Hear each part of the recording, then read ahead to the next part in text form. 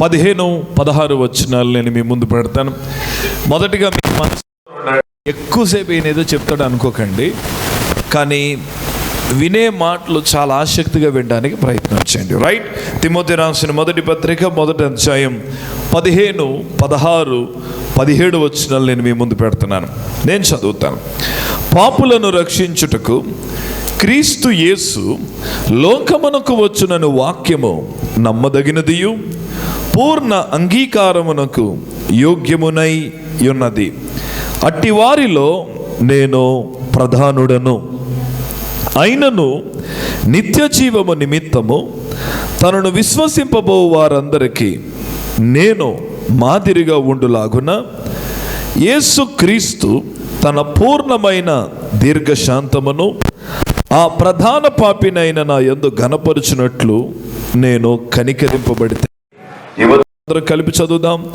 సకల యుగములలో రాజయ్యుండి అక్షయుడును అదృశ్యుడును అద్వితీయ దేవునికి ఘనతయు మహిమయు యుగ యుగములు కలుగును గాక. ఆమేన్.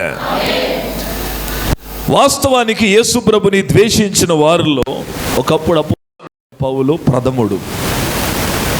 ఒకప్పుడు ఈయన పేరు తెలుసు, సౌలు. ఈయన ఎంతగా యేసు ప్రభుని ద్వేషించేవాడు అంటే క్రైస్తవ సంఘాన్ని ఏ విధంగానైనా పాడు చేయాలి అనేటటువంటి ఒక బలమైన అభిప్రాయాలతో నిండిపోయాడు. ఎందుకు సౌలు క్రీస్తుని అంతగా ఎందుకు ద్వేషించాడు?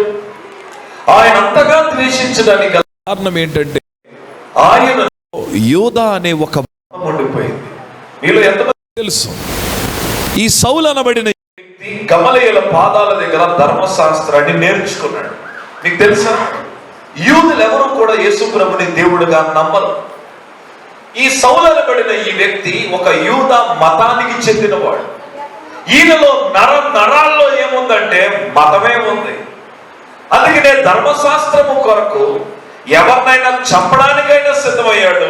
అవసరమైతే ఈయన కూడా చచ్చిపోవడానికి కూడా సిద్ధమయ్యాడు. అందుకే ఈయన గురించి అపోస్తుల కార్యాలు చదవద్దు, 9వ అధ్యాయంలో లైఫ్ చేంజింగ్ మూమెంట్ కనబడుతుంది. ఆయన దమస్కు మార్గములో సంఘాన్ని పాడు చేయడం వెళుతూ ఉండగా ఆకాశము నుండి ఒక గొప్ప వెలుగు ప్రకాశిస్తుంది. ఎప్పుడైతే సౌలు ఆ వెలుగును చూశాడో ఆ వెలుగులో ఆయన చూపును పోగొట్టుకున్నాడు. ఆ వెలుగులో నుండి ఒక స్వరము వినబడింది. ఎవరైనా చెప్పగలరా? సౌలా సౌలా నీవేళ నన్ను హింసించుచున్నావు. ఎప్పుడైతే ఆ వాయిస్ విన్నాడో వెంటనే సౌలు అడిగాడు, హో లార్డ్, హూ ఆర్ యు? ప్రభువా, నీవెవరివి? ఎప్పుడైతే ఆ స్వరము విన్నాడో ఆ వెలుగులో నుండి వచ్చిన జవాబు ఏంటో చెప్తాను వినండి. నేను నీవు హింసించుచున్న యేసును. అప్పటి వరకు యూదా మతానికి చెందినవాడు, అప్పటి వరకు క్రీస్తుని ద్వేషించాడు. క్రైస్తవ్యం కూడా ఒక మతము అనుకున్నాడు. క్రైస్తవ్యాన్ని అణిచివేయాలనుకున్నాడు, సంఘాన్ని పాడు చేయాలనుకున్నాడు. బట్ వెనెవర్ ఎప్పుడైతే ఆ స్వరం విన్నాడో బైబిల్ చెప్తుంది, అప్పుడే సౌలు జీవితాన్ని క్రీస్తుకి అంకితం చేసుకున్నాడు. సంఘాలను పాడు చేసేవాడు సంఘాలని ప్రారంభించాడు. ఒకప్పుడు క్రైస్తవ్యాన్ని ద్వేషించిన వాడు ఇప్పుడు క్రీస్తుకి సాక్షిగా మారిపోయాడు. ఇంకొక మాట చెప్తాను వినండి. ఒకప్పుడు సంఘాన్ని నాశనం చేయడానికి నేను చస్తాన్రా అన్నవాడు ఇప్పుడు ఏమంటున్నాడంటే, నా మట్టుకైతే బ్రతుకుట క్రీస్తు అయితే నాకు అది ఎంతో లాభం. ఇప్పుడు ఇంత క్రీస్తు కొరకు సాక్షిగా నిలబడినటువంటి పౌలు యేసు ప్రభుల వారు ఎందుకు భూమి మీదకి అటు ఎంత అందంగా రాసిందో చూడండి. పాపులను రక్షించుటకు క్రీస్తు యేసు లోకమునకు వచ్చునను వాక్యం నమ్మదగిన వాక్యం. అందులో నాది మాట చెప్పండి, నమ్మదగిన వాక్యం అనండి ఒకసారి. 10 నిమిషాల తర్వాత ఇంకా ఎక్కువసేపు చెప్తే బాగుంటుందని అనిపిస్తుంది. కాబట్టి చాలా జాగ్రత్తగా ఏంటంటే నా టైం ఏమంటే నేను వెళ్ళిపోయి అబ్బాయి మైక్ ఇచ్చేస్తాను కనుక నేను మాట్లాడే టైంని చాలా జాగ్రత్తగా వినండి. యేసు ప్రభువు వారు ఎందుకు ఈ భూమి మీదకి వచ్చారంటే పాపులను రక్షించుటకు క్రీస్తు యేసు ఈ లోకమునకు వచ్చునను వాక్యము నమ్మ తగిన వాక్యము. అక్కిందంటున్నాడు అది పూర్ణ అంగీకారం. చెప్పండి, అంగీకారం. పూర్ణ అంగీకారం అంటే ఏంటి? పూర్ణ అంటే పూర్ణ అంటే పూర్ణ అంగీకారం అంటే ఎలా తెలియజేయాలి? అది అందరి చేత ఒప్పుకోబడాలి, అది అందరూ ఆమోదించాలి. జాగ్రత్తగా వినాలి. మీకు అర్థం. సింపుల్ ఎగ్జాంపుల్ చెప్తాను. మీరు ఎప్పుడన్నా క్రైస్తవ పెళ్ళిళ్ళు చూసారా? క్రిస్టియన్ పెళ్ళిళ్ళు చూసారా? చూడలేదా? చూసే ఉంటారు కదా, కొంతమంది చూసే ఉంటారు. ఈ బ్రైడ్ని గ్రూమ్ని స్టేజ్ మీద నిలబెట్టాక మాస్టర్ పెళ్లి కొడుకు వైపు తిరిగి, ఏం బాబు మరి అమ్మాయిని పెళ్లి చేసుకుంటే నీకు ఇష్టమేనా? వెంటనే ఆ పెళ్లి కొడుకు అంటాడు, నాకు చాలా ఇష్టం అండి అంటాడు. వెంటనే అమ్మాయి వైపు తిరిగి అంటారు, అమ్మా మరి ఈ వ్యక్తిని పెళ్లి చేసుకోవడం మీకు ఇష్టమేనా? అప్పుడు ఆవిడ కూడా, ఆ పెళ్లి కూతురు కూడా ఆమె ఇష్టాన్ని తెలియజేస్తుంది, అవునండి అబ్బాయిని చేసుకోవడం నాకు ఇష్టమే. వెంటనే అక్కడ ఉన్నటువంటి పాస్టర్ గారు పెళ్లి చేయరండి. ఏమంటారు తెలిసిన? ఇప్పుడు ఈ పెళ్లికి వచ్చిన వారందరూ జాగ్రత్తగా నా వైపు చూడండి, వీళ్ళిద్దరూ పెళ్లి చేసుకోవడం నాకు ఇష్టం లేదని మీలో ఎవరైనా ఒక హేతుబద్ధమైనటువంటి ఆరోపణ చేస్తే ఇప్పుడు మీ చేయి పైకి ఎత్తండి, పెళ్ళి ఆపేస్తాను. అప్పుడు నేను అనుకుంటాను అందరూ బాగానే ఉంటారు కానీ రెండు గుండ్లు చాలా గట్టి కొట్టుకుంటాయి. బహుశా పెళ్లి కొడుకు పెళ్లి కూతురు కదా, ఎందుకంటే ఆవులిత్తు చేయి పైకి లేపిన పెళ్ళి ఆగిపోద్ది. చాలా కేర్ఫుల్గా ఉండాలి అందరూ, ఎట్టబడతాడు చేతులు పైకి ఎత్తకూడదు, అలా గమ్మని ఉండాలన్నమాట. అప్పుడు ఆ పాస్టర్ గారు ఏమంటారంటే, అప్పుడు బాగా వినాలి, ఇప్పుడు ఈ పెళ్ళికి ఇన్ని వేల మంది వచ్చారు, మీరందరూ ఏం చెప్పారంటే వీళ్ళిద్దరూ పెళ్లి చేసుకోవడం మాకిష్టమని మీ పూర్ణ అంగీకారమును తెలియజేసి ఉన్నారు గనుక నేను వీళ్ళకి వివాహం చేస్తున్నా. పూర్ణ అంగీకారం అంటే ఏంటో తెలిసిన? ఒక్కడు నో అని చెప్పినా అది అక్కడితో ఆగిపోవాలి. ఇప్పుడు యేసు ఈ భూమి మీదకి పాపులను రక్షించడానికే వచ్చాడు.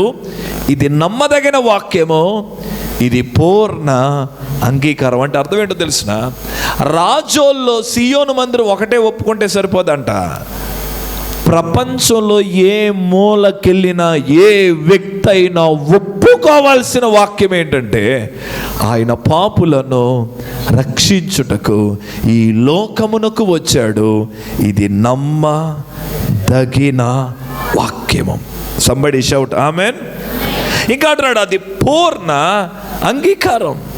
ఈ రోజుల్లో చాలామంది యేసు ఒక కులాన్ని మతాన్ని స్థాపించడానికి వచ్చాడు, లేదా ఆయన ఒక వర్గాన్ని స్థాపించడానికి వచ్చాడు అనుకుంటున్నారు. కానీ ఆయన కుల మతాన్ని స్థాపించడానికి రాలేదు, ఆయన పాపులను రక్షించుటకే ఈ భూమి మీదకి వచ్చాడు. ఇదే నమ్మదగిన వాక్యం. ఇప్పుడు నా ప్రశ్న, ఇంతకీ ఆయన పాపులను రక్షించడానికి వచ్చారు, ఇంతకీ నా ప్రశ్న, ఎవరు పాపులు? ఇప్పుడు మనలాంటి క్రైస్తవ సంఘంలో నువ్వు పాపం చేసావు, మనిషి పాపి అంటే ఆ మాట మనకి విని విని విని ఒక మాట అంటారు, మరి బాధపడకండే స్నానం చేసినట్టు అయిపోయింది నేటి క్రైస్తవులకి. ఆ మాట పెద్దగా ఏమి అనిపించదు. కానీ ఒక యేసుని ఎరగని వ్యక్తిని ఇక్కడ కూర్చోబెట్టండి, ఆ వ్యక్తిని కూర్చోబెట్టి మనిషి పాపి పాపి అంటే ఖచ్చితంగా ఆ వ్యక్తి ఇబ్బంది పడతాడు. ఎందుకు? ఒకసారి నా దగ్గర ఒక ఆయన అన్నాడు, మీ పాస్టర్ గారి స్పీచ్లు బాగానే ఉంటాయి కానీ మధ్యలో ఏమైందని అడిగాడు. ఈ మీరే విన్నారా అన్నాను. ఆయన ఎవరో తెలియదండి బాబు, చెప్తూ చెప్తూ చెప్తూ చెప్తూ గట్టిగా నువ్వు పాపం చేసావు అంటాడు. నా పర్సనల్ ఆయనకి ఎందుకంటే అడిగాడు. మీకు మాట చెప్తున్నా, ఆయన పాపులను రక్షించడానికి వచ్చాడు. ఇక్కడ వరకు మనకు అర్థమైంది. ఇప్పుడు నా ప్రశ్న, ఎవరు పాపి? ఈ ప్రశ్న అడిగితే కొంతమందికి ఇబ్బందిగా ఉంటుంది, కొంతమంది దాన్ని డిఫైన్ చేయరు. మీకో మాట అడుగుతాను, మీకో మాట చెప్తాను వినండి. ఒక దొంగని ఎప్పుడు దొంగ అనకూడదు, అవునండి? చెప్పండి, దొంగ అనొచ్చా? ఇప్పుడు దొంగను మనం ఏమన్నా అనొచ్చు కానీ దొంగ అనకూడదు, ఎందుకంటే ఒప్పుకోడు. మనిషికి ఉన్న స్వభావం ఏంటో తెలిసిన? మనం ఏ తప్పు చేస్తున్నామో నువ్వు ఆ తప్పు చేస్తున్నావంటే మనిషి ఒప్పుకోడు. అది మానవ నైజం. ఫర్ ఎగ్జాంపుల్, ఎందుకు మీరు ఇంత బాగా కూర్చున్నారు కదా, మీ భర్త గారు ప్యాంట్లో 500 వదిలేసారు అనుకుందామండి. ఆయన లేడు, 500 తీసి పిండి డబ్బాలో పెట్టింది ఇవిడి అనుకుందాం. ఆ తర్వాత ఇంటికి వచ్చి ఈయన అడుగుతాడు, ఏమో నా ప్యాంట్లో 500 రూపాయలు ఉన్నాయా అన్నాడు అనుకోండి, ఒప్పుకుంటుంది ఇవిడి. ప్రపంచంలో ఏ స్త్రీ అయినా సరే నేనే పిండి డబ్బాలో పెట్టానని నేను ఒప్పుకుంటుందా? ఏమడుగుతావు? ఇంక ఈవిడ ఆడే గొడవకి ఆయన అంటాడు, వద్దు నేను ఎక్కడ పడేసి ఉంటాను, వదిలే అంటాడు. నాకు తెలిసి నువ్వు ఇది చేస్తున్నావు అంటే చేసేవాడు ఎప్పుడు ఒప్పుకోడు. సిగరెట్ కాల్చేవాడు దగ్గరికి వెళ్ళి నువ్వు సిగరెట్ కాలుతున్నావు అంటే ఒప్పుకుంటాడా? ఏమంటాడు తెలుసా? ఎంతమంది కాల్చట్లేదు అంటాడు. అంతేగా నేను కాలుస్తున్నాను మాత్రం ఒప్పుకోడు. ఇప్పుడు మనిషి పాపి అంటే మనిషి ఒప్పుకోడు, ఎందుకంటే మనిషి పాపి కనుక. ఇప్పుడు చాలా జాగ్రత్తగా వినాలి. మనలో చాలామందికి ఉన్నటువంటి ఒక అభిప్రాయం ఏంటంటే మనిషి ఎలా పాపి అయ్యాడు? సరే, మిమ్మల్ని ఒక ప్రశ్న అడుగుతాను. ఈ స్టేజ్ మీదకి నేను ఒక వ్యక్తిని తీసుకొచ్చాను. ఆ వ్యక్తి సిగరెట్ కాలుస్తున్నాడు అనుకుందాం. ఇలా సిగరెట్ కాల్చే వ్యక్తిని మీ ముందు పెట్టి, అమ్మా ఈయన గురించి మీ అభిప్రాయం ఏంటంటే, ఖచ్చితంగా మనం ఏమని నిర్ధారిస్తామంటే, అరే సిగరెట్ కాల్చకూడదు కదా, చెయ్యకూడని పని ఇతడు చేస్తున్నాడు గనుక ఇతడు ఎవరంటే పాపి. ఇప్పుడు నా ప్రశ్న, ఒకవేళ సిగరెట్ కాల్చినోడు పాపి అయితే మరి సిగరెట్ కాల్చడం అందరూ నీతిమంతులా? I never didn't touch a single cigarette with my hand. నేను ఇప్పటిదాకా ఎప్పుడు నా చేతితో సిగరెట్ పట్టుకోలేదు నేను అంటే ఇప్పుడు నేను నీతిమంతుడా? ఇప్పుడు ఇలా అడుగుదాం, కొంతమంది మటన్ తింటారో నీస్తున్న వాళ్ళందరూ పాపులైతే కాయగూరలు తిన్న వాళ్ళు నీతిమంతులా? ఇప్పుడు తాగినోడు పాప అయితే తాగిన వాళ్ళందరూ నీతిమంతులా? మనిషి క్రియల మూలమున పాపి కాలేదు. అమ్మ నా వైపు చూడాలి. మనిషి జన్మతః పాపి. జన్మతః పాపి అంటే స్త్రీ పురుషుల కలయిక ద్వారా బిడ్డలు పుడతాం పాపం కాదు, అది దేవుడే నియమించాడు. మరి మనిషి జన్మతః పాపి ఎలా అయ్యాడంటే మానవ స్వభావములోనే పాపం ఉందని బైబిల్ చెప్తుంది. Let me tell this. ఒక అబ్బాయి పుట్టాడు. ఆ అబ్బాయికి 4 రోజులైంది. 4 రోజులు బిడ్డ కదులుతాడా సరిగ్గా? మీరు మాట్లాడితే నేను తొందరగా వెళ్తాను. కదులుతాడా? కదలడు. డ్యాన్స్ వేస్తాడా? సరిగ్గా కళ్ళు తెరవగలడా? ఆ అబ్బాయికి బ్లడ్ టెస్ట్ చేశారు. బ్లడ్ టెస్ట్లో ఏమొచ్చిందంటే ఆ వ్యక్తికి HIV ఉందని రిపోర్ట్ వచ్చింది. ఇప్పుడు నా ప్రశ్న, ఆ రోగం ఆ అబ్బాయికి వ్యభిచారం చేస్తే వచ్చిందా? మరి ఆ రోగం ఎందుకు వచ్చింది అంటే వెంటనే మీరు ఏం చెప్తారంటే వాడికి ఆ రోగం రావడానికి కారణం ఎవరంటే వెరీ గుడ్, ఎవరు? ఎందుకని? వాళ్ళ నాన్న రక్తంలో ఏ జబ్బు ఉందో అదే రక్తం పంచుకొని పుట్టాడు గనక వీడికి కూడా అదే జబ్బు వచ్చింది. మీలో ఎంతమందికి తెలుసు ఈ భూమి మీద ఉన్న మానవులందరూ ఇద్దరిలో నుంచే వచ్చారు, కోతిలో నుంచి రాలే. వారిని యాడమ్ అండ్ ఈవ్, ఆదాము అవ్వ, వాళ్ళిద్దరూ దేవుని ఎడల చూపించిన అవిధేయతకి వారిలోకి ఏమొచ్చిందంటే పాప బీజం వచ్చింది. ఈరోజు మనందరిలో ప్రవహిస్తున్న రక్తం ఎవరిదంటే ఆదాము రక్తం. ఆదాము రక్తం పంచుకున్నాం గనుక మనము కూడా ఎవరమంటే జన్మతః పాపులు. మీలో కొంతమందికి ఈ మాట ఎక్కకపోవచ్చు. సంతోష్ రెడ్డి, నువ్వు చెప్తున్న పాయింట్ ఒక అందుకు బాగుంది, ఒక అందుకు బాలే. అంటే నేను పుడతంతోనే పాపంతో పుట్టేశానా? బై బాండ్ నేను నాలో పాపం ఉందా? అవును. క్రియలు చెయ్యకుండా నువ్వు పాపి ఎలా అయ్యావో క్రియలు చెయ్యకుండానే యేసయ్య నిన్ను నీతిమంతుడిగా మార్చాడు. క్రియలు చెయ్యకుండా నీలోకి ఎలా పాపం వచ్చిందో క్రియలు చెయ్యకుండానే ఆయన నిన్ను నీతిమంతుడిగా మార్చాడు. బైబిల్ చెప్తుంది రక్షణ అంట మన క్రియల మూలమున రాలేదంట, ఆయన యందు విశ్వాసము ఉంచుట వలన మనకేమొచ్చింది చెప్పండి? రక్షణ వచ్చింది. ఈ రాత్రి నా ప్రశ్న ఏంటంటే ఎవరు పాపి అంటే బైబిల్ చెప్తుంది మనమందరము పాపులమే. యేసయ్య ఎందుకు వచ్చాడు తెలిసిన? అమ్మ నా వైపు చూడండి రా. ఆయన పాపులను రక్షించుటకు క్రీస్తు యేసు ఈ లోకమునకు వచ్చునను వాక్యము నమ్మదగిన వాక్యం. ఈ క్రిస్మస్ రాత్రి మిమ్మల్ని మాట అడుగుతున్నా, మీలో ఎంతమందికి రక్షణ విలువ తెలుసు? ఒకవేళ మీకు రక్షణ విలువ తెలియకపోతే ఒక భక్తుడు అంటున్నాడు, if you forgot the reason there is no use for the season అన్నాడు. తెలుగులో ఇంకొక మాట చెప్తా, యేసయ్యను అర్థం చేసుకోలేని పండగ దండగంట. యేసుని అర్థం చేసుకోలేని పండగ ఎందుకు దండగంటే, ఆయన ఎందుకు ఈ భూమి మీదకి వచ్చాడంటే మనలో రక్షణ కార్యాన్ని జరిగించడానికి. అయితే నా ప్రశ్న, ఇక్కడ ఎంతమందికి రక్షణ విలువ తెలుసు? అమ్మ నా వైపు చూడాలి. రక్షణ ఉచితముగా ఇవ్వబడింది, కానీ రక్షణ చీప్ కాదు. Salvation free, but it's not cheap. రక్షణ మనకి ఉచితముగా ఇవ్వబడింది, కానీ అది విలువ లేనిది కాదు. సరే మిమ్మల్ని ఇలా అడుగుతాను, ఎవరు కావాలి? ఎవరో ఒకరు కావాలి. సార్ నేనే చెప్తానులే. మా నాన్నగారు నాకు బ్రాస్లెట్ కొన్నారు అనుకుందాం. మా నాన్నగారు నాకు ఏం కొన్నారు? అరే బాబు, డబ్బులు ఏమి ఇవ్వకలేదు, మాట్లాడచ్చు. ఏం కొన్నారు? బ్రాస్లెట్ కొన్నారు. దాని విలువ 5 లక్షలు. అది నా చేతికి పెట్టారు.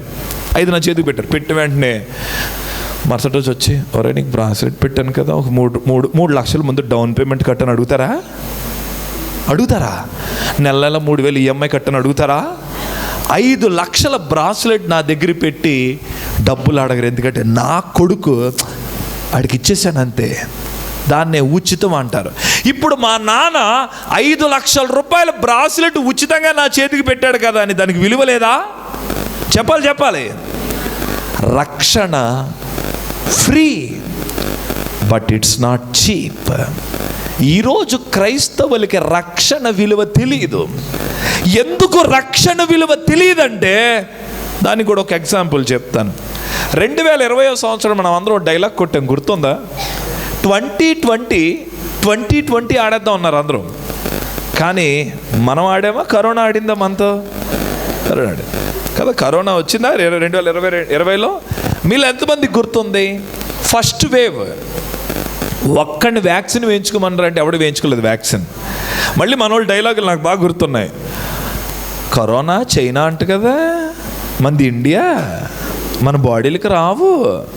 ఇంకొకటి ఎవడో అంటున్నాడు నాతో, ఎండలో తిరిగిన ఒళ్ళన్నా ఇది, ఇమ్యూనిటీ ఎక్కువ మాకు. ఆగండి, ఎవరు వ్యాక్సిన్ వేయించుకోలేదు.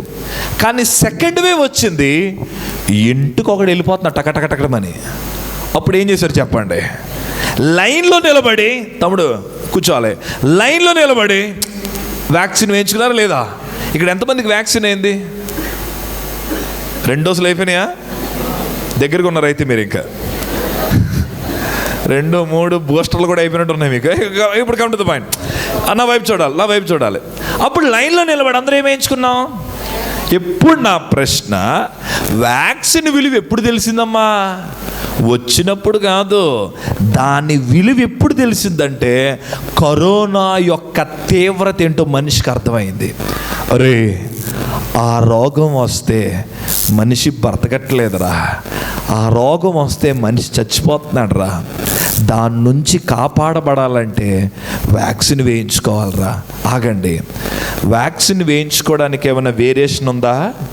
ఈడు రెడ్లు కులం, ఈడే వ్యాక్సిన్ వేయించుకోవాలి, ఈడు కాపులు ఈడే వేయించుకోవాలి, ఈడు ఎస్సీ బీసీ ఓసీ ఎస్టీ ఏమైనా భేదం ఉందా? అమెరికా ఓడరా, వీడికి వ్యాక్సిన్ వేయకూడదురా, ఆఫ్రికా ఓడరా అని భేదం ఉందా?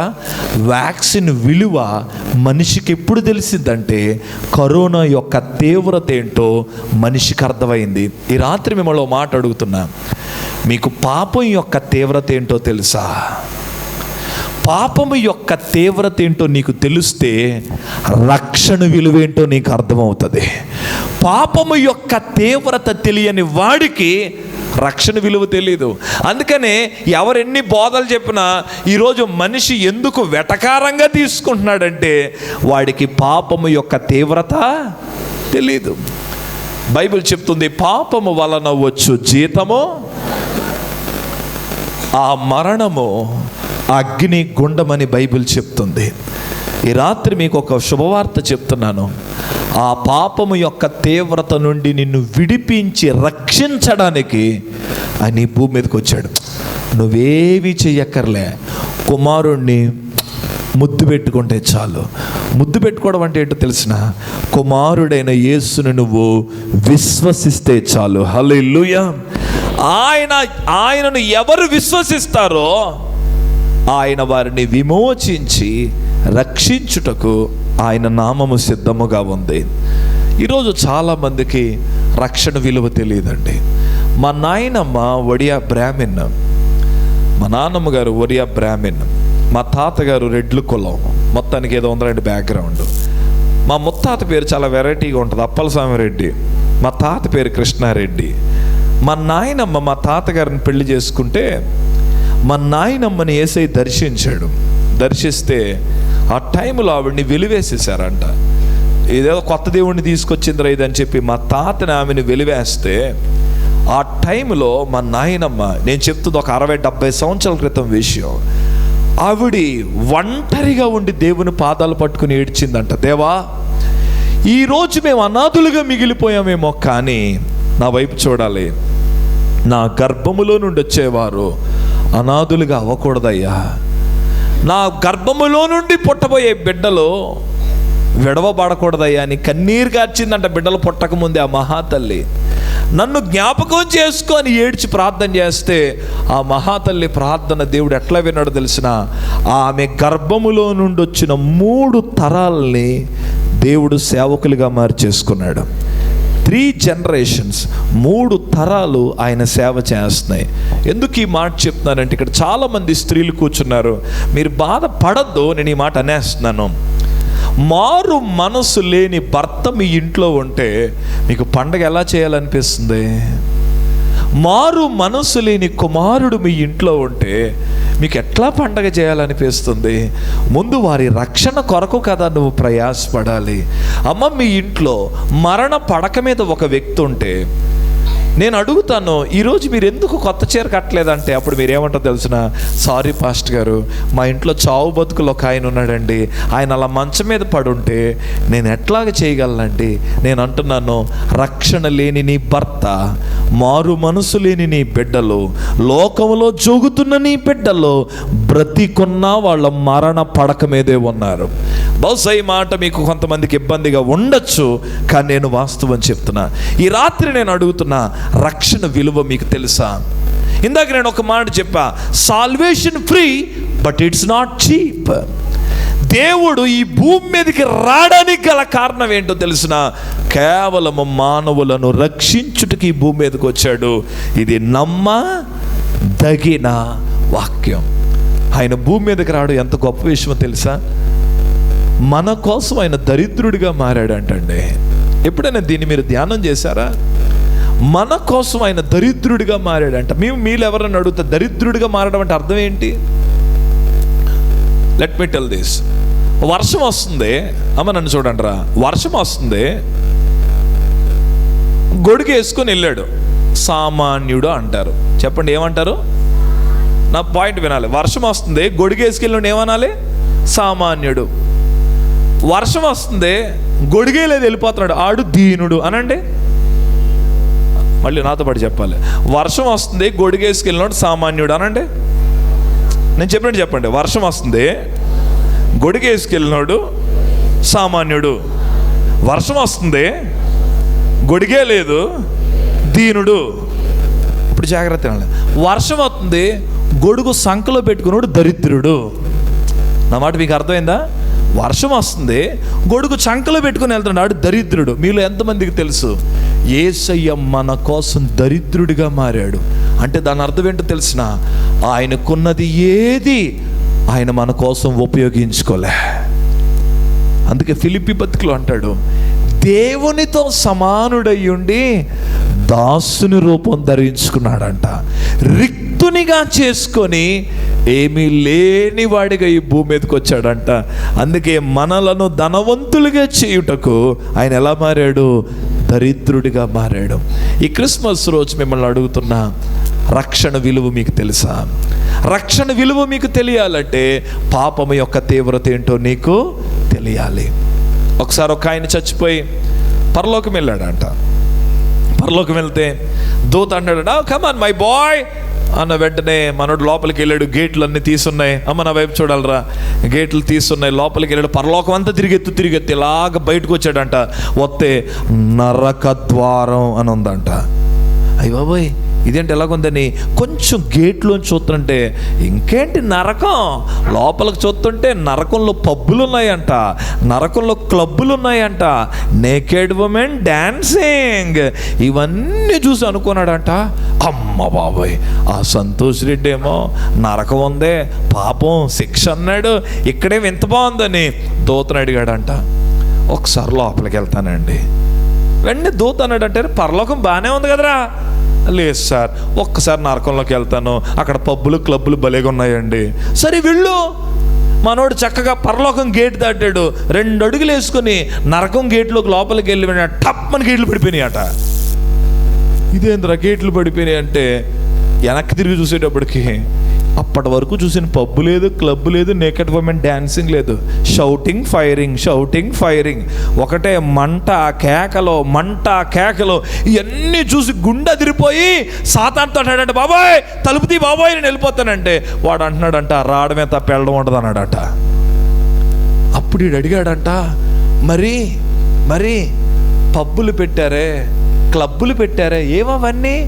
వాడు అన్నాడంట, రేపు పిచ్చోడా నిన్ను లోపలికి తీసుకురావడానికి అదొక అడ్వర్టైజ్మెంట్ రా అన్నాడంట.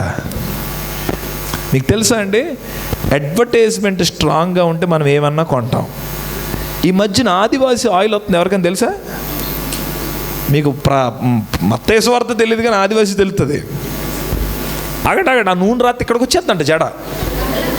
నిజమే అమ్మ, నేను మాట్లాడితే నిజంగా ఆయిల్ రాత్రి జుట్టు వచ్చేస్తే అంబానీ కొడుకు కొనుక్కోలేడా? అంబానీ కొడుకు బట్టలని మీకు తెలుసా? మరి ఆయన కొనుక్కోలేడా? కానీ అందరూ ఆయిల్ ఎందుకు కొంటున్నాం? అడ్వర్టైజ్మెంట్. నా వైపు చూడండి, నేత్రాశ, శరీరాశ, జీవపు డంబం, అడ్వర్టైజ్మెంట్. ఈరోజు నీ యవ్వన బలాన్ని బట్టి నువ్వు ఏదైతే చూసి దాన్ని ఎంజాయ్ చేస్తున్నావో ఆ అడ్వర్టైజ్మెంట్ చూపించి వాడు నిన్ను లోపలికి లాగుతున్నాడు. ఎంత లోపలికి లాగుతున్నాడంటే నిన్ను నిత్య నాశనానికి నడిపిస్తున్నాడు. Do you know who is Christ? నీకు తెలుసా యేసు ప్రభు ఎవరో? ఆయన పాపులను రక్షించుటకు ఈ లోకమునకు వచ్చునను వాక్యము, గట్టిగా చెప్పాలి, నమ్మదగిన వాక్యము, అది పూర్ణ అంగీకారం. ఈ రాత్రి నా ప్రశ్న, ఏది మీ రక్షణ విలువ ఎక్కడుంది? మీరు నిజముగా రక్షణ యొక్క ప్రాముఖ్యతను తెలుసుకున్నారా? కొంతమందిని చూస్తాం, క్రిస్మస్ అంటే గుండుగులు గంగాళాలు తిప్పేసి తోమేస్తూ ఉంటారు, బట్టలు ఉతికేస్తారు, మంచాలు తిప్పేస్తారు, సున్నాలు వేసేస్తారు, స్టార్లు కడిగేస్తారు. అరే ఏంట్రా ఈ హడావుడంటే కొంతమంది ఆ బిజీలో పడి ఆ రోజు గుడికి వెళ్ళరు, ఎన్ని తోంతు ఉండిపోతారు వీళ్ళు. అనుకుంటున్నారా అది క్రిస్మస్ అని? నేను చాలా సంవత్సరాలు అయింది క్రిస్మస్కి కొత్త బట్టలు వేసుకోవడం తప్పని నేను అన్నాను. నేను ఎందుకు పెద్దగా ఇది చేయనంటే, అదే క్రిస్మస్కి కొన్ని 100 మంది సేవకులకి బట్టలు ఇస్తాను. చాలామంది మా చర్చిలో కొన్ని 100 మంది వితంతువులే ఉన్నారు, వాళ్ళకి ఇస్తాము. మరి నేను ఎందుకు ప్రయారిటీ చూపించనంటే, ఒక్కరోజు సంబరం చేసేది కాదు క్రిస్మస్. ఈరోజు క్రిస్మస్ అనేది ఏమైపోయిందంటే ఏదో 1 డే ఫెస్టివల్గా మారిపోయింది. నువ్వు డ్యాన్స్ చేసావంటే రక్షణ విలువ నీకు తెలియాలి. హ్యాపీ క్రిస్మస్ అంటున్నావంటే రక్షణ విలువ మీకు తెలియాలి. మీరు ఏ పనైనా చేస్తున్నారంటే ముందు దాని విలువ తెలియాలి. మళ్ళీ చెప్తున్నా, salvation free but it's not cheap. అది ఎంత విలువైందంటే అది అర్థమైతే మనం చేసే క్రిస్మస్ నెక్స్ట్ లెవెల్లో ఉంటుంది. ఒకడంట ఓ సింహం తెచ్చాడంట, ఒక ఊరు తెచ్చానడట. మన వైపు చూడాలి, నేను ఈ ఊరికి సింహం తెచ్చాను, మీలో ఎవరైనా రావాలంటే రండి, టికెట్ 1000 రూపాయలు అన్నాడట.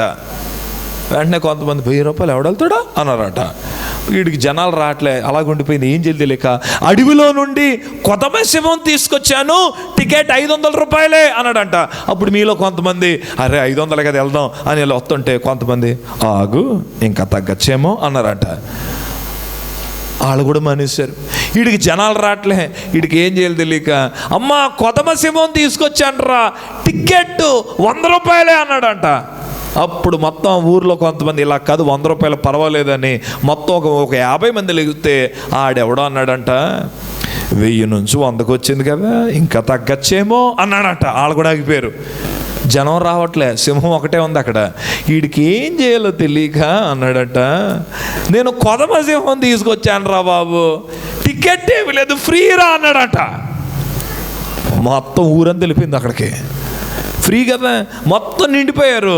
అమ్మ నా వైపు చూడాలరా, మొత్తం నిండిపోయిన తర్వాత ఈయన అన్నాడు, ఈ సింహం తెచ్చినాడు, మొత్తం హాల్ బయటికి వెళ్ళి తలుపేసాడు. అంటే వేసి లోపల పెడుతున్నాడు. అంటే అవరే ఆ సింహానికి ఉన్న చైన్ ఇప్పారు అన్నాడట. చైన్ ఇప్పిన వెంటనే ఇంక ఎవడికాడు పరిగెడుతున్నాడు. పరిగెట్టి పిల్లలకి కొంతమంది చంద్రుడి మీద కూడా వెళ్ళిపోదాం అనుకుంటున్నారు కదా. సరే, ఈ భూమి మీద నుంచి మీరు ఎవరైనా నక్షత్రాన్ని చూసారా? రాత్రిపూట నక్షత్రాన్ని చూశాను వాళ్ళు ఎంతమంది ఉన్నారు ఇక్కడ? చూశారు. నక్షత్రం ఎంత ఉంటుంది మీకు? ఎంత ఉంటుంది మీ కంటికి? అనండి అనండి, ఎంత అనండి, ఇలా అనండి. మీలో ఎంతమందికి తెలుసు నక్షత్రం భూమి కంటే 1,00,000 కోట్లు పెద్దది? భూమి ఎంత ఉందో దానికంటే 1,00,000 కోట్లు పెద్దది నక్షత్రం. అలాంటి నక్షత్రాలు ఈ శూన్యంలో ఎన్నున్నాయో ఎప్పటికీ లెక్క తెలియదు. ఏ సైంటిస్ట్ వల్ల అవ్వలే. ఇప్పుడు అలాంటి నక్షత్రాలు పైనే ఉందంటే ఆకాశం ఉంది. నా దేవుడు అంటున్నాడు, ఆకాశం నా సింహాసనం. ఇప్పుడు నా ప్రశ్న, మన రాజమండ్రిలో మధురపూడి ఎయిర్పోర్ట్లో ఎప్పుడన్నా ఫ్లైట్ ఎక్కండి. డొమెస్టిక్ మీరు ఫ్లై చేస్తే ఆ ఫ్లై ఇలా తీసుకొని 5,000 అడుగుకి వెళ్ళేటప్పటికి మీరు కిందకి చూడండి, గోదావరి మీకు గీతలా కనబడుతుంది. గోదావరి గీత. ఇంటర్నేషనల్ ఫ్లై చేస్తే 50,000 అడుగు వెళ్ళాలి. అక్కడికి వెళ్తే కిందే ఉందో కూడా మీకు కనబడదు. ఇప్పుడు నా ప్రశ్న అమ్మా, ఆకాశం పైనుంచి భూమిని చూస్తే భూమి ఎంత ఉంటుంది? ఎంత? చిన్నదా? ఇంకొక చెప్పండి, చిన్నదా? ఎంత? నలకంత. ఎంత? ఇప్పుడు ఆకాశం నుంచి భూమి నలకైతే ఆ నలకలో రాజోలు ఎంత? ఎంత? కష్టం కదా.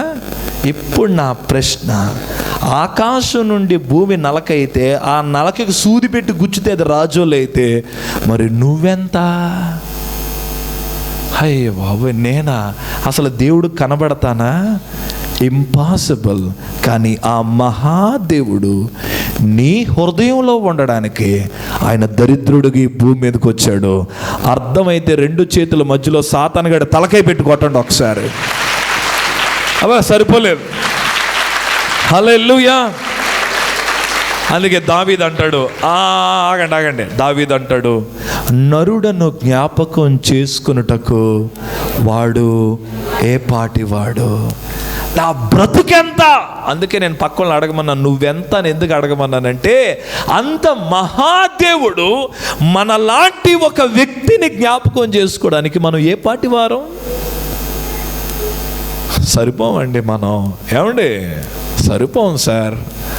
కన మహాదేవుడు మనల్ని విమోచించడానికి ఈ భూమి మీదకి వచ్చాడు. ఇది నమ్మదగిన వాక్యం. హల్లెలూయా. మీరు ఇలా రండి ఒకసారి. ఏం టెన్షన్ పడదు, మిమ్మల్ని పెద్ద ఏం అడగను. జస్ట్ అంటే చాలా నేను మిమ్మల్ని చాలా ప్రాక్టికల్గా మాట్లాడుతున్నాను, వినండి. సార్, మీ శరీరంలో బలహీనత వచ్చింది, ఒక రోగం వచ్చింది అనుకుందాం. మీ శరీరంలో రోగం ఉంది అని తెలిస్తే మీకు ఎవరు కావాలి? డాక్టర్ కావాలి. ఎక్సలెంట్. ఒకవేళ ఈయన శరీరంలో రోగం ఉంది అని తెలిస్తే ఈయనకి డాక్టరే కావాలి, సైంటిస్ట్ కాదు. సార్, ఒకవేళ మీరు ఏదైనా ఒకటి సృష్టించాలి, ఏదైనా ఒకటి కనిపెట్టాలి అనుకున్నారు, అప్పుడు ఒకవేళ ఈయనకెళ్ళి మీకు ఎవరు కావాలి అంటే ఒక సైంటిస్ట్ కావాలి సార్ అని చెప్తాడు. ఇప్పుడు నేను చెప్తున్నా, మనం అందరిలో పాప బీజం ఉంది అని చెప్పాను. మనం పుట్టుకతో పాపులమని చెప్పాను. ఒకవేళ మనలో పాపం ఉందని తెలిస్తే మనకెవరు కావాలి? రక్షకుడు కావాలి. అందుకే ఈ భూమి మీదకి రక్షకుడు ఉద్భవించాడు. అర్థమైతే కొంచెం గట్టిగా బాలేదు. హల్లెలూయా. ఒకవేళ ఈయనకి రోగం వచ్చినా, అమ్మ వినాలి, రోగం వచ్చినా వైద్యుడు నాకు వద్దు అనుకుంటున్నాడంటే అది ఈయన మూర్ఖత్వం. ఈరోజు యేసు ప్రభు ఒక వైద్యుడిగా రాలే, ఆయన రక్షకుడిగా వచ్చాడు. అందులోనే సమస్తము ఉన్నాయి. ఆశీర్వాదం ఉంది, స్వస్థత ఉంది, సమాధానం ఉంది, అన్నీ ఉన్నాయి. కానీ ఆయన రావడానికి గల కారణము రక్షించుటకు. Let me tell this. ఒక గుడ్డోడికి దారి చూపలేడు. అమ్మ నా వైపు చూడాలి. ఒక గుడ్డోడు ఎప్పటికీ ఇంకొక గుడ్డోడికి దారి చూపలేడు. ఒక మోగోడు ఇంకొక మోగోడుతో మాట్లాడలేడు. మీకు తెలుసా, పాపములో ఉన్న వ్యక్తి రక్షించలేడు. గుడ్డోడికి దారి చూపాలంటే చూపించేవాడికి కళ్ళు ఉండాలి. మోగోడితో మాట్లాడాలంటే మాట్లాడేవాడికి నోరు ఉండాలి. పాపములో ఉన్న వ్యక్తిని రక్షించాలి అంటే రక్షించేవాడు పాపానికి అతీతుడై ఉండాలి. Do you know who is Christ? మీకు తెలుసా యేసుప్రభు ఎవరో? నాలో పాపం ఉందని మీలో ఎవరైనా స్థాపించగలరా? If anyone can show any sin in me, no one can show, because I am holy. నేను పరిశుద్ధుడును అని ఆయన ఉన్నతమైనటువంటి సాక్ష్యం ఇచ్చారు. హల్లెలూయా. ఈ రాత్రి బ్రదర్, మీ నీడ్ ఏంటో మీకు అర్థమైందా? మీ నీడ్ మీకు అర్థమైతే అది ఎవరు ఇవ్వగలరో అక్కడికి ఆయన వెళ్తారు. Thank you brother.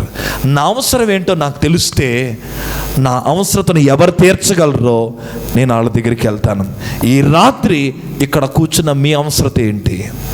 ఒకవేళ మేబీ మీరు రిచ్ అయ్యి ఉండొచ్చు, గ్రేట్. మీరు హైలీ ఎడ్యుకేటెడ్ అయ్యి ఉండొచ్చు, గ్రేట్. ఈ ఏరియాలో మీరు చాలా గొప్పవాళ్ళు అయ్యి ఉండొచ్చు, గ్రేట్. బట్ నేను అడుగుతున్నా, నీ అవసరత ఏంటి? రక్షణ విలువ మీకు తెలుసా? మీ భర్త రక్షణ పొందాడా? అమ్మ నా వైపు చూడండి రా. రాహాబ్ అనేటటువంటి ఒక వేశ్య ఉంది బైబిల్ గ్రంథంలో. ఆమె వేశ్య, కానీ మీలో ఎంతమందికి తెలుసు ప్రపంచానికి ఆమె ఒక ఇన్స్పిరేషన్? ఎలాగో నేను చెప్పనా, 2 వేగుల వారు ఆమె ఇంటికి వెళ్తారు. మేడ మిద్ది మీద వాళ్ళిద్దరిని దాచిపెట్టింది. ఆ రాజు అడుగుతాడు, నీ ఇంటికి 2 వేగుల వారు వచ్చారు, ఎక్కడున్నారు వాళ్ళు? ఆ వేసి చెప్పిన మాట ఏంటో తెలిసిన? నా ఇంటికి వచ్చారనే మాట నిజమే, కానీ వాళ్ళు ఎప్పుడు వెళ్ళిపోయారో నాకు తెలియదు. ఆ రాజు వెళ్ళిపోయిన వెంటనే ఆ పైన ఉన్నటువంటి వేగుల వారిని కిందకి దింపి ఆవిడ నోట్లో నుంచి చెప్పిన మాట మీకు గుర్తుందా? మీ దేవుడైన యెహోవా ఎర్ర సముద్రమును 2 పాయలుగా చేశాడని నాకు తెలుసు. మీ దేవుడైన యెహోవా ఆకాశము నుండి మన్నాను కురిపించాడని నాకు తెలుసు. మీ దేవుడైన యెహోవా యెరికో పట్టణాన్ని కూడా మీకు ఇస్తాడని నాకు తెలుసు. Sir my humble request. Rahab వేసి అంటుంది, నేను మీ ఇద్దరిని కాపాడాను కదా, మరి రేపొద్దున మీరు నన్ను కాపాడతారా? బాబా ఏం అడిగింది సార్ ఆవిడే. వెంటనే వాళ్ళు ఒక మాట చెప్పారమ్మా, నిన్ను కాపాడడం మా చేతుల్లో లేదండి. నిన్ను కాపాడాలంటే ఎర్రని దారం నీ కిటికీ కట్టాలి. ఆ ఎర్రని దారమే క్రీస్తు రక్తానికి సాదృశ్యంగా ఉంది. ఆ ఎర్రని దారం కిటికీ కట్టేటప్పటికి మీరు ఎవరన్నా బైబిల్ చదివితే నా ప్రసంగానికి మీకు ఆసక్తి కలుగుతుంది. మనం బైబిల్ చదవాలి. యెరికో పట్టణం అంతటినీ దేవుడు నాశనం చేశాడు, కానీ యెరికో పట్టణములో పుట్టి పెరిగిన రాహాబు వేశ్య నేటికి ఇశ్రాయేలీయుల మధ్యన నివసిస్తుందంట. ఆమె తన కుటుంబాన్ని కాపాడుకుంది. ఈ రాత్రి నేను అడుగుతున్నా, మరి మీ కుటుంబాన్ని మీరు కాపాడుకున్నారా? మీ కుటుంబాన్ని మీరు ఆయన కొరకు నిలబెట్టుకున్నారా? ఒకసారి మీరే ఆలోచించండి. ఇది నమ్మదగిన వాక్యము. ఆయన పాపులను రక్షించుటకు వచ్చాడు. ఇది నమ్మదగిన వాక్యం. 2వ మాట నేను చెప్తున్నానమ్మా, నా వైపు చూడండి. ఆయన సకల యుగములలో రాజయ్యుండి. చెప్పండి, యేసు ప్రభు ఎవరు? వినబడలేదు. మీరు ఇలా చెప్పట్లేదు, నాతో గట్టిగా చెప్పాలి. సకల యుగములలో రాజయ్యుండి. యేసుప్రభు ఎవరు? రాజు అనకండి. యేసుప్రభు ఎవరు? సకల యుగములలో రాజు. జ్ఞానులు వెళ్ళి ఏమడిగారు? వెరీ గుడ్ అమ్మ, బాగా చెప్పారు. జ్ఞానులు వెళ్ళి యూదుల రాజు ఎక్కడ పుట్టారని అడిగారు. ఆ జ్ఞానం కూడా కొంతవరకే. యేసు యూదులకే రాజు కాదంట, సకల యుగములలో కూడా ఆయన రాజు. సంబడి షౌట్ హల్లెలూయా. ఓ మాట అడుగుతాను, చెప్పండి. పాతకాల పాట ఎవరికన్నా వచ్చా? మీలో ఎవరికన్నా? తరతరా వచ్చా? యుగ యుగాలలో జగ జగాలలో దేవుడు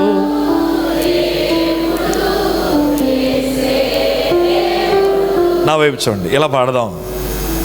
తరతరాలలో యుగ యుగాలలో జగ జగాలలో రాజుడు యేసు రాజుడు, యేసే రాజుడు. హల్లెలూయా.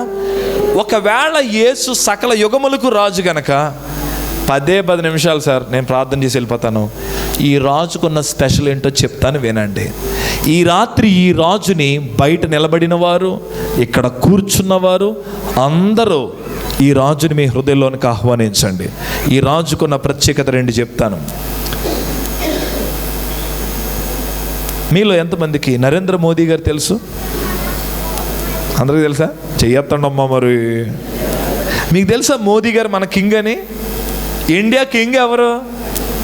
సరే ఇలా అడుగుతాను, ఇండియా ప్రెసిడెంట్ ఎవరు? భారతదేశం ప్రధానమంత్రి ఎవరు? నరేంద్ర మోదీ గారు. అంటే మన ఇండియా కింగ్ ఎవరు చెప్పండి? మోదీ గారు. మోదీ గారు మీకు తెలుసు అంటే అందరూ చేయి పైకెత్తారు, దేవుడికి స్తోత్రం. మోదీ గారికి నేను తెలుసు అని వాళ్ళు చేయొత్తండి. ఎనీవన్? అమ్మ మీకు తెలుసా? మీ ఇంటికి వచ్చారు ఆయన? బోలో అన్నారు ఎప్పుడన్నా?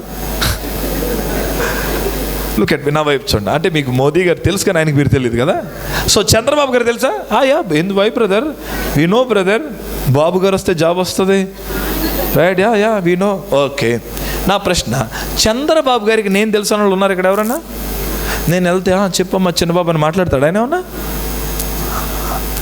యేసయ్య సకల యుగములలో కూడా ఆయనే రాజని మీలో ఎంతమందికి తెలుసు? ఎంతమందికి తెలుసు? డైరెక్ట్గా ఒప్పుకోవాలి ఇలాంటి. ఇప్పుడు చేయించండి. సంతోష్ రెడ్డి పాస్టర్, ఆ రాజుకి నేను తెలుసు, నా తల వెంట్రుకలు తెలుసు, నా పుట్టుక తెలుసు, నా మరణం తెలుసు. నా నోటికి మాట రాకముందే ఆయనకు నేను తెలుసు అన్నోళ్ళు చేయి పైకి ఎత్తండి. హల్లెలూయా. ఈ భూమి మీద ఉన్న రాజులు, అమ్మ నన్ను చూడండి రా, ఈ భూమి మీద ఉన్న రాజుల్ని మనం ఓట్లేసి గెలిపించుకోవాలి. ఆ రాజు మనల్ని గెలిపించడానికి వచ్చాడు. ఆయనకు వచ్చిన ఉద్యమం అందరికీ రావాలి. కొట్టండి కొంచెం గట్టిగా. హల్లెలూయా. పక్కోళ్ళకి చెప్పండి, యేసయ్యా అనండి. ఇండియా గాడ్ కాదు అనండి, ఇండియా గాడ్ కాదు, యూనివర్సల్ గాడ్. పక్కోళ్ళు చెప్పండి, యేసయ్యా. పక్కవాడు వైపు చూడమ్మా, నన్ను చూస్తావు ఏంటి?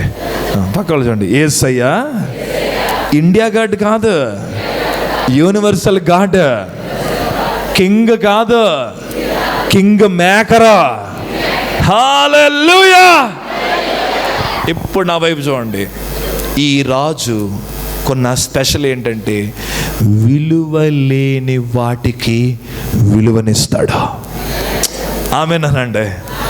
చెప్తున్నాను, ఈ ప్రసంగాన్ని ఎవరైతే వింటారో 2025 మీకు నిజంగా హ్యాపీ న్యూ ఇయరే. మళ్ళీ చెప్తాను వినండి. ఈ రాజుని ఎవరు తమ హృదయాల్లోనికి ఆహ్వానిస్తారో ఆ రాజు, ఈ రాజు విలువలేని వాటికి విలువనిస్తాడు. భూమి మీద ఉన్న రాజులు విలువ ఉన్న వారికి విలువనిస్తారు, కానీ ఈ రాజు విలువ లేని వాటికి ఆయన విలువనిస్తాడు. Let me tell this. ప్రపంచం ఇది పశువుల పాకేనా అనుకుంటున్నాను ఇందాకటి నుంచి. ప్రపంచంలో ఎప్పుడు దీన్ని చూడడం, నాకు తెలిసి దీనికి అసలు విలువే లేదు. కానీ ఈరోజు పశువుల పాక ప్రపంచంలో ఎక్కడికి వెళ్ళినా, ఒకవేళ మీరు ఎవరైనా అమెరికా కనుక ఈ టైంలో వెళ్తే, అమెరికాలో ఉన్న 50 రాష్ట్రాలు 50 ఎయిర్పోర్ట్లో కూడా స్టార్టింగ్ మీకు ఇదే కనబడుతుంది. విలువ లేని ఒక పశువుల పాకకి ఎందుకురా అంత విలువ వచ్చిందంటే, కోటీశ్వరుడు పుట్టలేదు అందులో. హలో, ఇంజనీర్ పుట్టలే, లోక రక్షకుడు అడుగు పెట్టాడు. విలువ లేని పాకకి విలువ వచ్చేసింది. బాబోయ్, మీలో రివైవల్ రావాలంటే ఎంత టైం పడుతుందా? మేము ఇప్పుడే నిద్రలేసామన్నట్టున్నారు మీరు. అమ్మ లుక్ ఎట్ మీ. ప్రపంచంలో ప్రతి స్త్రీ బిడ్డను కంటది. నన్ను అపార్థం చేసుకున్నది పెద్ద విషయం ఏం కాదు. ఐ మీన్ బిడ్డను కండము అంటే ఆవిడ చచ్చి బతుకుద్ది, నేను అదంటలే. స్త్రీ ధర్మం బిడ్డను కంటారు. కానీ మరియమ్మే ఎందుకంత ప్రసిద్ధి చెందిందంటే ఒక దీనురాలైన మరియమ్మ గర్భాన్న యేసయ్య ఉద్భవించాడు. ఆమె విలువనైన మార్చేశాడు. గొర్రెల కాపర్లని ఎవ్వడు లెక్క చేయడు. రోడ్డు మీద ఒక వ్యక్తి 2 గొర్రెలు పట్టుకొని కర్ర మీద వెళ్తే మనలాంటి కారులో వెళ్తే అడ్డు వస్తే కోపపడతా పక్కలవాయ్. గొర్రెల కాపర్లకి విలువ లేదు. కానీ ఆయన పుట్టాడనే వార్త సాక్షాత్తు పరలోకము నుండి దూత దిగి వెళ్ళి వాళ్ళకి చెప్పాడు. విలువ లేని వారికి ఏమొచ్చింది? విలువ వచ్చింది. ఈ రాత్రి మెసేజ్ వింటున్నా, మీతో మాట చెప్తున్నా. ఎవరికన్నా జీవితాలు అసంతృప్తిగా ఉందా? అన్న ఎందుకు బతుకుతున్నానో కూడా అర్థం అవ్వట్లేదు అన్న. Any young boys here? Any breakups? Any broken hearts? అన్న లైఫ్ మొత్తం స్పాయిల్ అయిపోయిందన్న, నాకు అసలు విలువే లేదన్నా, ఎందుకు బతుకుతున్నానో అర్థం అవ్వట్లేదన్నా, ఆల్రెడీ లవ్ బ్రేకప్ అయిపోయి డిసప్పాయింట్లో ఉన్నాను, ఏదో నీ వాక్యం వినాలని అంటున్నాను కానీ అరే నా లైఫ్ మొత్తం నాశనం అయిపోయిందన్నా. నేను నీ కోసమే ఈ మాట చెప్తున్నా. యేసయ్య నీ విలువను మారుస్తాడు. యేసయ్య నీ జీవితం యొక్క ప్రైజ్ మార్చేస్తాడు. అది ఆయనకి మాత్రమే సాధ్యం. పాస్టర్ గారు అద్భుతంగా రాయించారు ఆ పైన. వారిలో ఒంటరి అయిన వాడు 1000 మంది అగును, ఎన్నిక లేని వాడు బలమైన. మీ గోడ మీద ఉన్న వాక్యం మీరు ఎప్పుడన్నా సరిగ్గా చూసారు లేదో కానీ ఇక్కడికి వచ్చిన వెంటనే అది చూసి అబ్బా దేవా నా కోసమే రాయించామనుకున్నాను నేను. ఎన్నిక లేని వారిని ఆయన బలమైన జనంగా మారుస్తాడు. అంటే వాట్ డస్ ఇట్ మీన్? విలువ లేని వాటికి ఆయన విలువనిస్తాడు. ఈ రాత్రి ఒకవేళ ఎవరైనా అసంతృప్తిగా ఉన్నారేమో, ఒకవేళ నువ్వు అనుకున్నావేమో ఐఫోన్ కొంటే విలువ వస్తుందని. ఐఫోన్ 16 Pro కొన్న తర్వాత ఐఫోన్ 20 Pro వస్తుంది, అప్పుడు ఏం చేస్తావు? ఒకళ్ళు అనుకుంటున్నావేమో 7 వారాలు నగలేసుకుంటే విలువ వస్తుందని. బంగారంతో నీ విలువను పెంచుకుంటే ఆ రోడ్డు మీద దొంగోడు దోచేస్తే విలువ పడిపోద్ది. అందుకనే మన విలువ మనం తెచ్చుకోకూడదు. ఆయన వస్తే ఆటోమేటిక్గా మన విలువ మారిపోద్ది. అమ్మ మీ పేరేంటి? రత్నం. ఓకే, బహుశా రత్నం గారు ఇక్కడ మీ మెంబర్ అయ్యి ఉండొచ్చు. ఇప్పుడు ఆవిడకి ఫోన్ కాల్ వచ్చింది. రత్నం, నేను మాట్లాడుతున్నాను సీఎం చంద్రబాబుని. రేపు మార్నింగ్ 10 o'clock మీ ఇంటికి బ్రేక్ఫాస్ట్కి వస్తున్నానంటే ఇప్పుడు మీరు అందరూ రేపు ఎవరింటికి వెళ్తారా? రత్న ఒక్క ఫోటో. గాడ్, అబ్బా మా ఇంట్లో నుంచి రాజా ఒరే పెద్దోడా అన్న వెంటనే పెద్దోడు లోపలికి వచ్చాడంట. మనోడు హైట్ 6.5, పర్సనాలిటీ. చెప్పండి పాస్టర్ గారు. ఏంటి పాస్టర్ గారు అనుకున్నారంట, ఈడింత హైట్ ఉన్నాడంటే ఈడే కాబోలు ఇశ్రాయేలుకి రాజని తైలపు కొమ్మిలా పైకి తీస్తుంటే దేవుడు అన్నాడంట, నో, నువ్వు అనుకున్నట్టు నేను చూడనయ్యా, ఈ వ్యక్తి కాదు.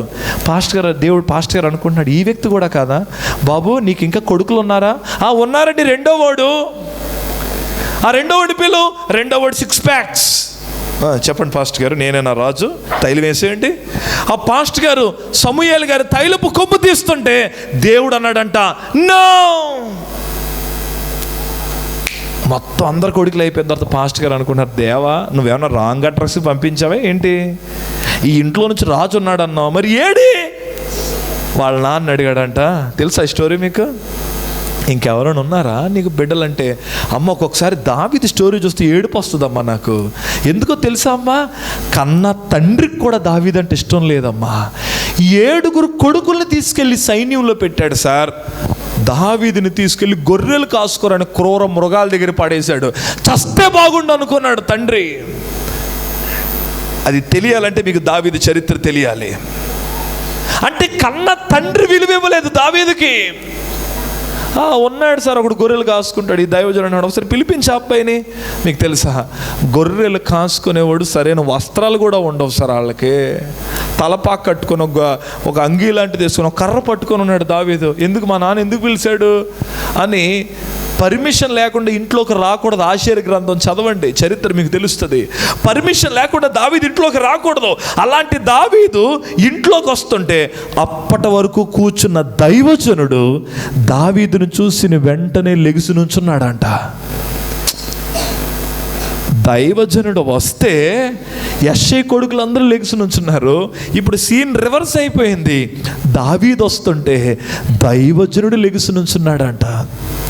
దేవుడు అన్నాడంట, he is the one, he is the one. ఈ వ్యక్తినే నేను ఎన్నుకున్నాను. విలువ లేని దావీదుకి దేవుడు విలువ మార్చి ఇశ్రాయేలుకి రాజుగా మార్చుకున్నాడు. హల్లెలూయా.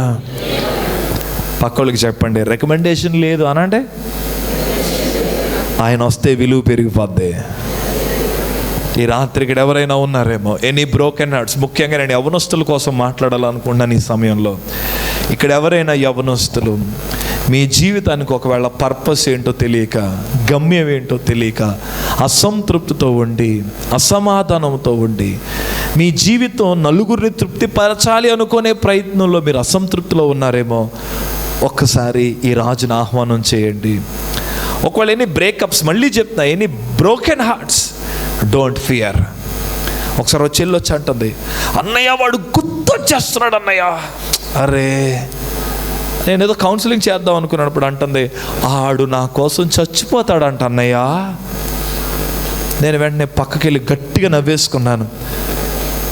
ఆడు నీ కోసం చచ్చిపోతానన్నాడా? ఈరోజు చాలామంది ఏమన్నా సరిలే కదా పిచ్చెక్కిపోతున్నారు.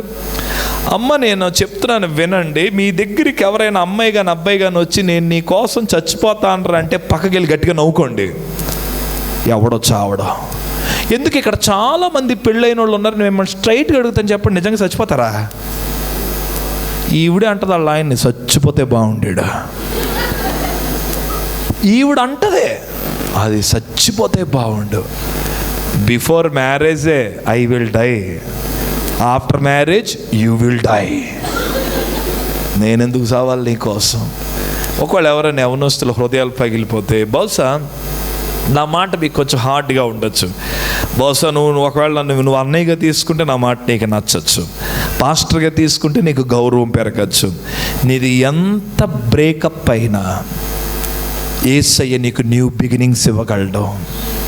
నీ జీవితాన్ని, నీ జీవితం యొక్క విలువను ఆయన మార్చగలడు. ఈరోజు నార్మల్గా ఉన్న నిన్ను దేవుడు ఒకరోజు ప్రయోజనకరంగా మారుస్తాడు. I am the witness. ఇదిగో నేనే సాక్ష్యం చెప్తున్నా.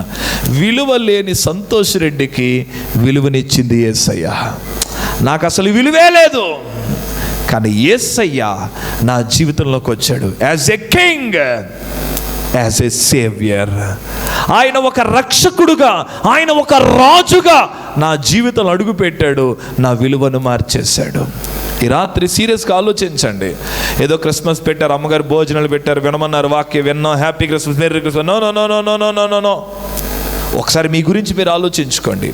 ఏ అసంతృప్తితో నువ్వు ఉన్నావు? ఒకవేళ మేబీ చచ్చిపోతే బాగుండనే సిచ్యువేషన్లో నువ్వు ఉన్నావేమో. చాలామంది ముందు అవమానంగా ఉంది పాస్టర్ గారు, మీరు ఎన్నంటే అనండి, వాళ్ళు మా గురించి మాట్లాడుతున్న మాటలు వింటుంటే గుండెలు పగిలిపోతున్నాయండి. వాళ్ళు మమ్మల్ని చూస్తున్న చూపులు చూస్తుంటే గుండెలు పగిలిపోతున్నాయండి. వీలైతే ఈరోజు తారీఖు రాసుకొని వాగ్దానం కింద పెట్టుకోండి ఈ మాట. ఎవరి ముందైతే నువ్వు తగ్గించబడుతున్నావో నీ ప్లేస్ మారదో, వాళ్ళ ముందే దేవుడు నిన్ను హెచ్చిస్తాడు. ఇంకెందులో ఏం మారేదేమి లేదు. ఇంకా ఆయన వస్తే నీ విలువ మారిపోద్ది. సరే, ఇంకెందుకు ఫైనల్గా maybe this will understand you more better. I think ఇది అంతా కాగితం ఎంతది? కొద్ది మాట్లాడండి బాబు.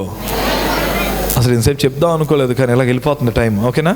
ఇది హౌ మచ్ ఇట్ కాస్ట్? దీని వాల్యూ 500. అందరూ చూస్తున్నారు కదా? నా ఇష్టం, అలా చూడకండి.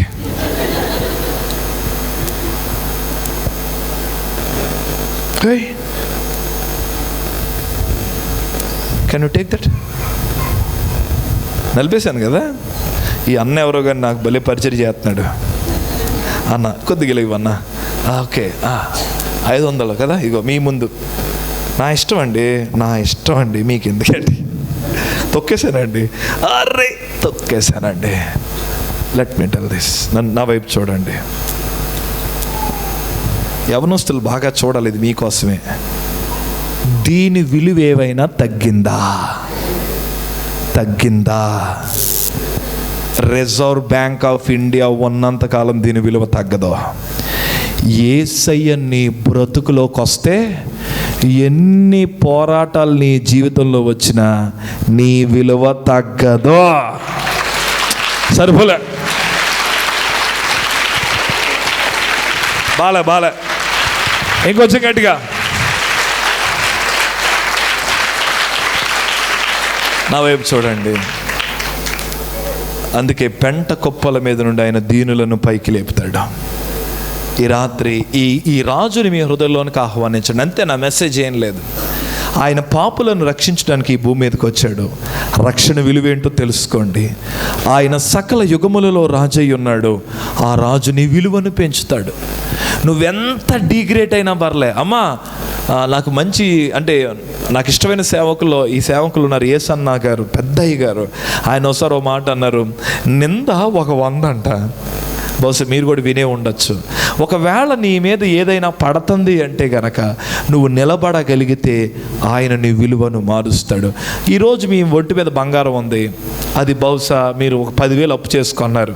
చాలాసార్లు తిట్టుకొని ఉండొచ్చు, 10,000 పెట్టుకో అన్నాను అప్పు అయిపోయానని. మరుసటి రోజు అయిన తర్వాత టీవీలో ఒక న్యూస్ వచ్చింది, కాసు 5 లక్షలంట అన్నాడు. కాసు ఎంత? ఇప్పుడు చెప్పండి, మీ దగ్గర ఉన్న దాని బంగారం విలువ ఏమైంది? ఈ రాత్రి యేసయ్యను ఆహ్వానించు. నువ్వు నీలాగే ఉంటావమ్మా. Same dress, same face, same house, same job, but your value will change. నీ విలువ మాత్రం, నీ వెల మాత్రం ఆయన మారుస్తాడు. సంతోష్ రెడ్డి బ్రదర్, ఇది నిజంగా జరుగుద్దా? 100కి 200% జరుగుద్ది. ఎందుకంటే ఆయన సకల యుగములలో, చెప్పండి, ఆయన ఏమై ఉన్నాడు? రాజై ఉన్నాడు. ఈ రాజు సామాన్యుడు కాదు, సకల యుగములకు ఆయన రాజు. ఆయనని హృదయంలో ఉండాలని ఆశపడుతున్నాడు. ఆ సండే స్కూల్ టీచరు మంచి స్కిట్ వేయించిందంట. స్కిట్ వేయించి ఆ సండే స్కూల్ ఆ బాబు అన్నాడంట, టీచర్ నాకు ఒక్క పాత్ర అన్న ఇస్తారని అడిగితే ఆ సండే స్కూల్ టీచర్ అందంట, నా దగ్గర పాత్రలు ఏం లేవు కానీ నువ్వు సత్రం యజమానుడి కింద చేయరా అందంట. Okay teacher, what is my dialogue అన్నాడు. వాట్స్ మై డైలాగ్ అంటే సండే స్కూల్ టీచర్ అందంటే, నీ డైలాగ్ కూడా పెద్ద ఏం లేదురా. యోసేపు మరియమ్మ నీ దగ్గరికి వచ్చి సత్రములో స్థలం ఉన్నదా అని అడుగుతారు. నువ్వు వెంటనే ఏం చెప్పాలంటే, లేదు లేదు పొమ్ము అనాలి. అంతే డైలాగు. సో మీలాగే చాలామంది వచ్చి కూర్చున్నారు, అన్ని క్రిస్మస్ హడావుడి. మరియమ్మ యోసేపు స్టేజ్ మీదకి వచ్చారు, నొప్పులు తీస్తున్నారు. నొప్పులు తీస్తుంటే మరియమ్మ అంటుందంట, యోసేపు యోసేపు అంటుంటే యోసేపు గారు, మరియా నువ్వు అలా ఉండు అని పరిగెత్తుకొని వచ్చాడంట. మొదటి సత్రం యజమాని స్టేజ్ మీద నుంచొని ఉన్నాడు. వీళ్ళ ముగ్గురు డైలాగ్ ఏంటంటే, లేదు అని చెప్పాలి. మొదటోడు అన్నాడంట, స్థలం ఉన్నదంట. లేదు బా అన్నాడంట. జనమందరూ లీనమైపోయారు, బాధపడిపోతారు. అరే మరియమ్మకి స్థలము లేదా, యేసయ్యకు స్థలము లేదా అనుకుంటున్నారంట. ఈయన రెండో వాడి దగ్గరికి వెళ్ళాడు, అడిగాడంట, సత్రములో స్థలం ఉన్నదా? లేదా? అందరూ బాగా లీనమైపోయారు. ఈ మూడో వాడు వీళ్ళిద్దరు మాటలకు ఈడు ఇంకా బాగా లీనమైపోయి యోసేపు మూడో వాడి దగ్గరికి వచ్చి అడిగాడంట, బాబు సత్రములో స్థలం ఉన్నదా? వాడన్నాడంట, చాలా ఉంది, లోపలికి రమ్ము. మొత్తం స్కిట్ అంతా మారిపోయింది అక్కడ. ఇటు చాలా మంది లోపలికి రమ్మేట, జనం అందరూ అలాగే చూస్తున్నారు. ప్రార్థన చేసే ముందు ఈ మాట ఒకటి చెప్తున్నాను. ఆ పిల్లోడు చేసిన పని ఈ రాత్రి మీరు చేయగలరా? ఆ పిల్లోడు చేసిన పని మీరు చేయగలరా? ఏం లేదు, come to my heart as a saviour, come to my heart as a king. నువ్వు రాజుగా, నువ్వు రక్షకుడుగా నా హృదయంలోనికి రాయనాయనా. పాతకాల పాట తెలుసా మీకు? ఏమి ఇత్తును యేసయ్యాని జనన దినమున కానుకగా, విరిగిన హృదయము అర్పింతు మనసారా. ఎవరు రాశారో తెలియదు కానీ అదిరిపోయిందండి ఆ పాట. ఏమి ఇత్తును యేసయ్యాని జనన దినమున కానుకగా విరిగిన హృదయము అర్పింతు మనసారా. గొల్లలనైతే గొర్రెలను అర్పిస్తాను, జ్ఞానినైతే కానుకలు అర్పిస్తాను. ఏమీ ఇవ్వలేని దీనుడునయ్యా, ఏమిచ్చి నేను నిన్ను తృప్తిపరచగలను? విరిగి నలిగిన నా హృదయమే గనుక కదా. ఒకవేళ ఈ రాత్రి మీలో ఎవరైనా ఈ క్రిస్మస్ పండగలో ఏదో యేసుబాబు కులం ఈరోజు పండగ అంట, అందుకే మేము వచ్చాం గుడికి అనుకుంటే, నేను చెప్తున్నాను, ఆయన కుల మతానికి దేవుడు కాదు, నీ జీవితంలో ఆయన రక్షకుడు, నీ బ్రతుకులో ఆయన సకల యుగములకు రాజు. ఆ రాజుని నీ హృదయంలోనికి ఆహ్వానించు, ఆ రక్షకుణ్ణి నీ హృదయంలోనికి ఆహ్వానించు. కుమారుణ్ణి ముద్దు పెట్టుకోండి. దేవా, ఇదిగో నేను ఒప్పుకుంటున్నానయ్యా, నువ్వు నా హృదయంలోనికి రండి అయ్యా. ఆ ఒక్క మాట చేయండి. మీ క్రిస్మస్లో ఏం లేకపోయినా ఏసే హ్యాపీ, ఆయన నామానికి మహిమ. ఆయనకు హృదయంలో చోటు ఇవ్వకుండా మీరు ఎన్నైనా చేయండి, దానివల్ల ఆయన నామానికి మహిమ రాదు. సో బిఫోర్ ఐ క్లోజ్, మీరేం చేయాలనుకుంటున్నారు? ఆయన మీ హృదయంలోనికి ఆహ్వానించాలి అనుకుంటే one sincere prayer is enough. ఒక క్రమశిక్షణతో కూడినటువంటి ఒక్క మంచి ప్రార్థన చేయండి. నా హృదయంలోనికి నువ్వు రండి నాయన. Will you pray? Close your eyes. ఒక చిన్న ప్రార్థన, వన్ స్మాల్ ప్రేయర్, ఒక చిన్న ప్రార్థన చేద్దాం, ఎక్కువసేపు వద్దు, కానీ చేసే ప్రార్థన మనస్ఫూర్తిగా చేయండి. నువ్వు నా హృదయంలో రక్షకుడిగా రా, నువ్వు నా హృదయంలో రాజుగా రా, నా బ్రతుకులోకి నువ్వు రా నాయన. వన్ సింగిల్ ప్రేయర్, ఒక చిన్న ప్రార్థన మనం చేద్దాం. Thank you Jesus, glory to God. Thank you Jesus. ప్రార్థన చేద్దామా? పాపులను రక్షించుటకు క్రీస్తు యేసు ఈ లోకమునకు వచ్చిన వాక్యము నమ్మదగిన వాక్యము, అది పూర్ణంగీకారము. అమ్మా, ఆయన సకల యుగములలో రాజయ్య ఉన్నాడు. విలువ లేని వాటికి ఆయన విలువనిస్తాడు. ఈ రాత్రి ఎంతమంది మీ హృదయంలోనికి యేసుని ఆహ్వానించాలనుకుంటున్నారు? ఒక రాజుగా, ఒక రక్షకునిగా ఆయనని మీ హృదయంలోనికి ఆహ్వానిస్తారా? Will you accept Christ as your saviour? Will you allow Christ as a king? ఒక రాజుగా యేసుని మీరు ఆహ్వానించగలరా? ఒక రక్షకుడిగా ఆయనకు మీ హృదయంలో చోటు ఇవ్వగలరా? Thank you Jesus. నన్ను క్షమించయ్యా.